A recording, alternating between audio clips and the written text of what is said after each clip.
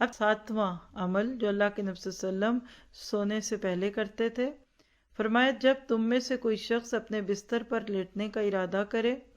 تو اسے اپنی چادر کے دامن سے 3 مرتبہ جھاڑے اور بسم اللہ کہے، یعنی صرف اتنا ہی لفظ بسم اللہ۔ کیا معلوم اس کے بعد اس پر کیا چیز آ گئی ہے، اور جب لیٹے تو یہ دعا پڑھے، بسمک ربی وضعت جنبی وبک ارفعہ ان امسکت نفسی فارحمها وان ارسلتها فاحفظها بما تحفظ به عبادک الصالحین۔ اے اللہ، تیرے ہی نام کے ساتھ میں نے اپنا پہلو بستر پر رکھا اور تیرے ہی نام کے ساتھ اسے اٹھاؤں گا،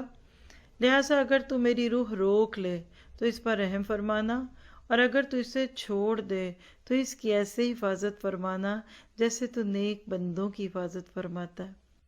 آپ دیکھیے کہ کیا خوبصورت دعا ہے۔ صحیح بخاری 6320 اور صحیح مسلم 2714 میں یہ روایت ہے، لیکن اگر آپ اس ایک پہ غور کریں نا، ایک ایک کروٹ آپ کی اللہ کے نام پہ، کہ آپ دیکھیں گے ہر کروٹ پہ آپ کو اجر ملے گا۔ آج سے یاد ڈالیے، کوئی گناہ ہو جاتے ہیں نا، رات میں، دن میں، صبح میں، یہ نیت کیجئے میں نے سونے سے پہلے یہ دعائیں مانگنی ہے، تو انشاءاللہ آپ دیکھیں گے کہ اللہ تعالیٰ دعاؤں کو قبول کرے گا اور ہمارے دلوں سے گناہوں کی رغبت بھی دور کرے گا اور ہمیں اپنی رحمت میں رکھے گا۔